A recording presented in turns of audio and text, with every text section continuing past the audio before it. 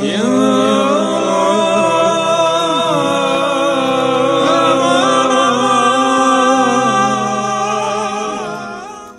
antara ragam serat jangka Jayabaya, salah satunya bercerita tentang Syekh Subakir dan peranannya dalam membangun peradaban bangsa di tanah Jawa. Konon ada semacam perjanjian antara Sabto Palon sebagai pamomong atau danyang gaib tanah Jawa dengan Syekh Subakir sebagai penyebar agama Islam generasi awal di Jawa ini. Tersebutlah kisah tersebut dalam tulisan lontar kuno yang diperkirakan ditulis oleh Kanjeng Sunan Derajat atau setidak-tidaknya oleh murid atau pengikut beliau. Beliau berhasil menumbali Pulau Jawa yang terkenal angker dan wingit.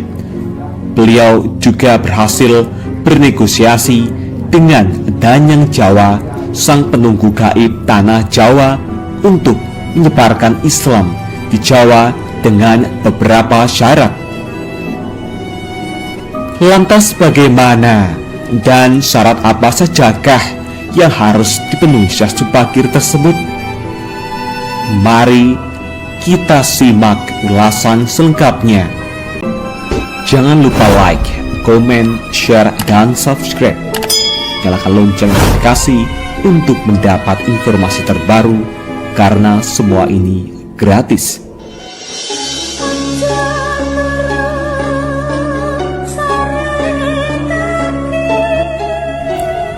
Nama Syekh Subakir sudah tak asing lagi bagi sebagian besar masyarakat Jawa.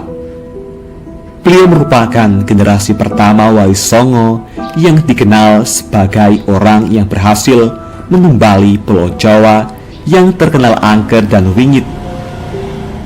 Beliau juga berhasil bernegosiasi dengan Danyang Jawa, sang pelindung gaib tanah Jawa, untuk menyebarkan Islam di Jawa dengan beberapa syarat. Di dalam kitab Musarar diceritakan bahwa pada masa dahulu Pulau Jawa terkenal sangat angker dan kondisinya tak karuan. Pengaruh magis di tanah Jawa masih begitu kuat, di mana banyak jin dan setan menghuni setiap sudut tanah Jawa yang saat itu masih berpenduduk hutan belantara. Suatu hari, Sultan Turki saat itu, yaitu Sultan Muhammad I, mendapatkan petunjuk untuk melakukan penyebaran Islam di Pulau Jawa. Maka diutuslah rombongan para alim ulama untuk mendatangi Pulau Jawa guna syiar Islam. Sayangnya, hampir seluruh rombongan tersebut tewas dikarenakan perbuatan para lelembut penduduk tanah Jawa yang tidak mau menerima ajaran Islam.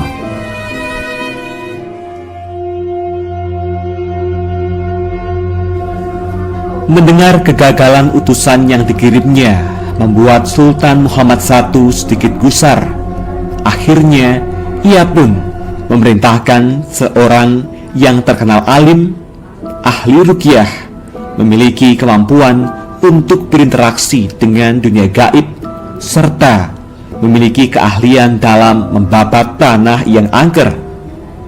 Dialah Syekh Subakir, yang memiliki nama asli Syekh Tambuh Ali bin Syekh Bahir, lelaki yang berasal dari tanah Persia atau yang sekarang lebih dikenal dengan negara Iran. Setelah mendapat perintah Sultan, Syekh Subakir langsung berlayar ke Pulau Jawa. Namun, sebelum sampai ke Pulau Jawa, beliau terlebih dahulu mampir ke Praja Keling, sebuah daerah yang diduga terletak di India, untuk mengajak penduduk di Praja Keling agar mau menempati Pulau Jawa. Sekitar 20.000 penduduk Praja Keling turut serta dalam pelayaran Syekh Subakir menuju Pulau Jawa. Sesampainya di Pulau Jawa, Syekh Subakir langsung menuju ke Gunung Tidar yang diyakini sebagai titik pusat dari tanah Jawa.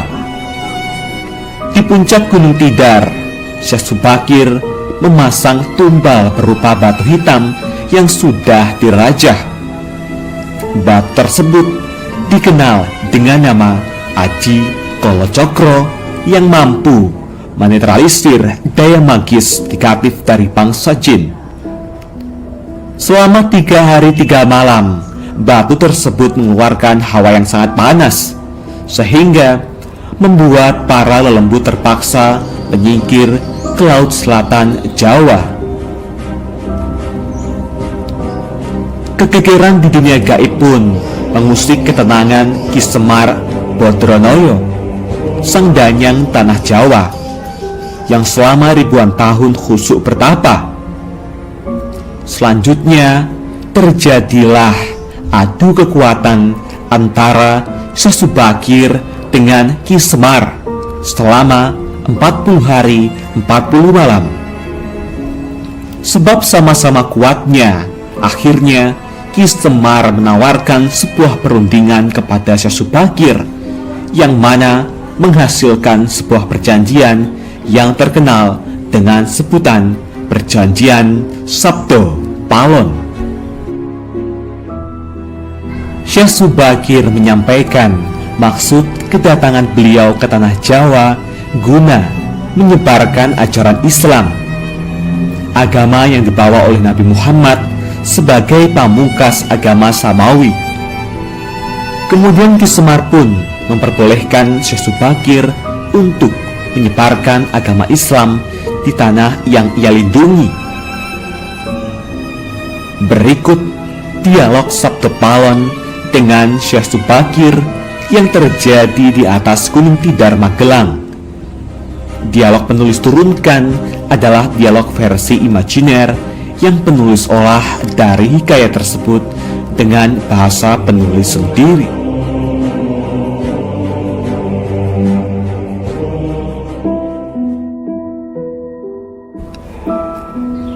Syekh Subakir. Kisanak, siapakah Kisanak ini? Tolong jelaskan kepada saya. Sabto Palon. Aku ini Sabto Palon, pamomong atau penggembala tanah Jawa sejak zaman dahulu kala. Bahkan sejak zaman Kadewatan, para dewa, akulah pamomong para kesatria leluhur. Dulu aku dikenali sebagai Sang Hyang Ismoyo Jati, lalu dikenal sebagai Ki Lurah Semar Bodronoyo, dan sekarang zaman Mojopahit ini namaku dikenal sebagai Sabto Palon. Syekh Subakir.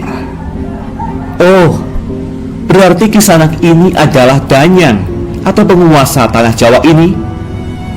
Perkenalkan Kisanak, namaku adalah Syekh Subakir, berasal dari tanah Syam, Persia. Sabto Palon. Ada hajat apa gerangan Jigantiko rawuh di tanah Jawa ini?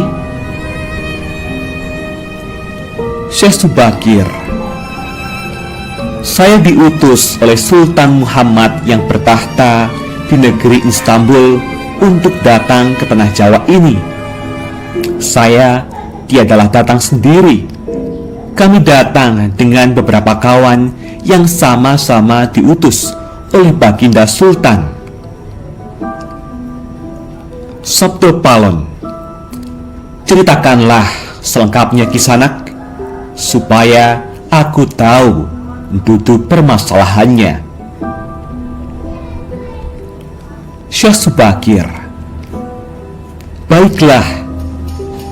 Pada suatu malam, Baginda Sultan Muhammad bermimpi menerima wisik atau ilham, wisik dari Yang Akarya Jagat, Gusti Allah, Zat yang Maha Suci lagi Maha Luhur. diperintahkan untuk mengutus beberapa orang alim ke tanah Jawa ini. Yang dimaksud orang alim ini adalah sebangsa pendeta, brahmana, dan resi di tanah Hindu. Pada bahasa kami disebut ulama. Sabdo Palon. Jadi Cingendiko ini termasuk ulama itu tadi? Syekh Subakir. Ya, saya salah satu dari utusan yang dikirim baginda Sultan. Adapun tujuan kami dikirim kemari adalah untuk menyebarkan waras suci atau ajaran suci amadar agama suci, yaitu Islam. Sabdo Palon. Bukankah Kisanak tahu bahwa di tanah Jawa ini sudah ada agama yang berkembang, yaitu Hindu dan Buddha, yang berasal dari tanah Hindu? Buat apa lagi Kisanak menambah dengan agama yang baru lagi? Syekh Subakir. Biarkan Kawula Dasih yang memilih keyakinannya sendiri. Bukankah Kisanak sendiri sebagai danyangnya tanah Jawa lebih paham bahwa sebelum agama Hindu dan Buddha masuk ke Jawa ini, di sini pun sudah ada kapitayan atau kepercayaan? Kapitayan atau ajaran asli tanah Jawa yang berupa ajaran Budi? Sabdo Palon. Ya, rupanya Kisanak sudah menyelidiki Kawula Jawa di sini.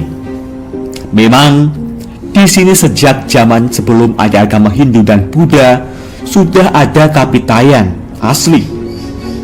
Kapitayan adalah kepercayaan yang hidup dan berkembang pada anak cucu di Nusantara ini. Syekh Subakir. Jika berkenan, tolong ceritakan bagaimana kapitayan yang ada di tanah Jawa ini. Sabdo Palon. Secara ringkas, kepercayaan Jawa begini. Manusia Jawa sejak dari zaman para leluhur dahulu kala meyakini ada Sang Maha Kuasa yang bersifat tan keno kinoyo ngopo. Tidak bisa digambarkan bagaimana keadaannya. Dialah pencipta segala-galanya. Bawono Agung dan Bawono Alit, jagat besar dan jagat kecil, alam semesta dan alam manusia. Wong Jawa diyakini bahwa Dia yang Maha Kuasa ini dekat juga dengan manusia. Dia juga diyakini berperilaku sangat welas asih. Dia juga diyakini meliputi segala sesuatu yang ada. Karena itu, masyarakat Jawa sangat menghormati alam sekelilingnya. Karena bagi mereka semuanya mempunyai sukma. Sukma ini adalah sebagai wakil dari Dia yang Maha Kuasa itu. Jika masyarakat Jawa melakukan pemujaan kepada Sang Pencipta, mereka lapangkan dengan tempat yang suwung.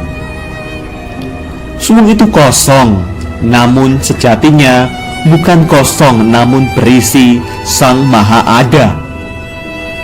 Karena itu, tempat pemujaan orang Jawa disebut Sanggar Pamujan.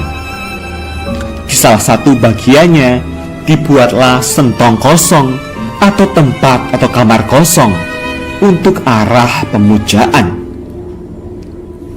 Karena diyakini bahwa di mana ada tempat suwung, di situ ada yang maha berkuasa. Syekh Subakir. Nah, itulah juga yang menjadi ajaran agama yang kami bawa, untuk memberi ageman, pegangan atau pakaian yang menegaskan itu semua, bahwa sejatinya di Di balik semua yang wujud ini ada Sang Wujud Tunggal yang menjadi pencipta, pengatur, dan pengayom alam semesta. Wujud Tunggal ini dalam bahasa Arab disebut Al-Ahad, di mana Maha dekat kepada manusia. Bahkan lebih dekat Dia daripada urat leher manusianya sendiri. Ajaran agama kami menekankan budi pekerti yang agung, yaitu menebarkan welas asih kepada alam gumebyar, kepada sesama titah atau makhluk. Lihatlah Sang Danyang, betapa sudah rusaknya tatanan masyarakat Majapahit sekarang. Bekas-bekas perang saudara masih membara. Rakyat kelaparan, perampokan, dan penindasan ada di mana-mana. Ini harus diperbaharui budi pekertinya. Sabdo Palon. Aku juga sedih sebenarnya memikirkan rakyatku. Tatanan sudah bubrah. Para pejabat negara sudah lupa akan dharmanya. Mereka saling sikut untuk merebutkan jabatan dan kemewahan duniawi. Para pandito juga sudah tak mampu berbuat banyak. Orang kecil salang tunjang bersusah payah mencari pepangan. Zaman benar-benar zaman edan. Syekh Subakir. Karena itulah mungkin Sang Mahajawata Agung menyuruh Sultan Muhammad Turki untuk mengutus kami ke sini.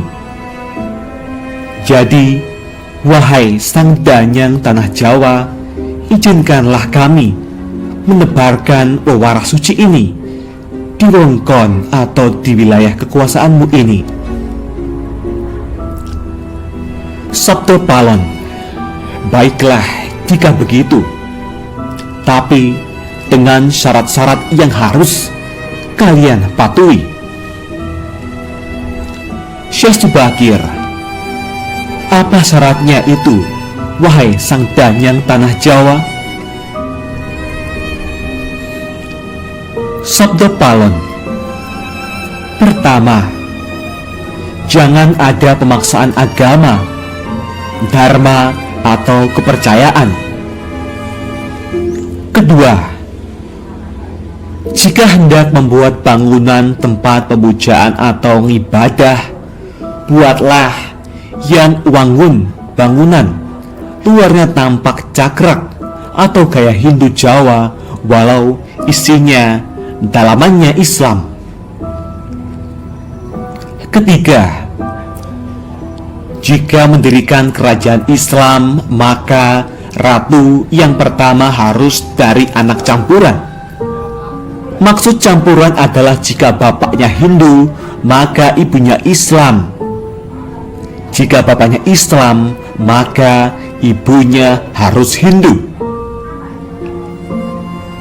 Keempat, jangan jadikan wong Jawa berubah menjadi orang Arab atau Parsi. Biarkan mereka tetap menjadi orang Jawa dengan kebudayaan Jawa, walau agamanya Islam. Karena agama setahu saya adalah dharma, yaitu lelaku hidup atau budi pekerti. Hati-hati jika sampai orang Jawa hilang Jawanya, hilang kepribadiannya, hilang budi pekerti yang adiluhung, maka aku akan datang lagi. Ingat itu, 500 tahun lagi, jika syarat-syarat ini kau abaikan, aku akan muncul membuat goro-goro. Syekh Subakir. Baiklah, syarat pertama sampai keempat aku setujui. Namun khusus syarat keempat, betapapun aku dengan kawan-kawanku akan tetap menghormati dan melestarikan budaya Jawa yang adiluhung ini.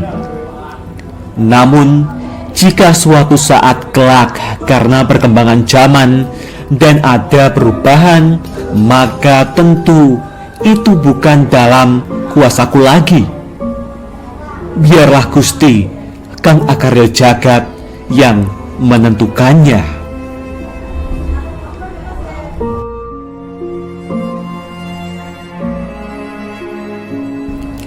Itulah tadi percakapan antara Sabto Palon dan Syekh Subakir. Memang susah untuk mengetahui keadaan, asal-usul, atau gambaran kondisi sebuah masyarakat menjauh ke masa lalu. Semakin jauh masa itu, semakin gelap gambarannya. Namun, upaya-upaya ahli sejarah dan lainnya untuk menguaknya patut dihargai. Paling tidak ada sedikit gambaran yang mungkin bisa kita lihat, meski tidak sebenarnya benar 100%. Bahwa kata Jawa itu bisa diartikan gemati, perhatian, menghargai, menyayangi. Jadi siapapun mereka bisa melakukan itu semua di Pulau Jawa ini akan menjadi leluhur Jawa, entah dia dari belahan dunia manapun. Itulah tadi bunyi perjanjian Sabto Palon dengan Syekh Subakir. Semoga gambaran kisah yang menjauh di masa lalu ini bisa dijadikan sebuah mawas diri, dan jangan sepenuhnya kisah ini ditelan mentah-mentah dan selalu ambil sisi positifnya. Bagaimana tanggapan Anda semua mengenai asal-usul penyebaran agama Islam di tanah Jawa ini? Apakah Anda mempercayainya? Tulis komentar Anda di kolom komentar. Jangan lupa like, komen, dan subscribe. Jangan lupa bagikan informasi ini. Semoga bermanfaat. Nantikan video terbaru selanjutnya. Terima kasih.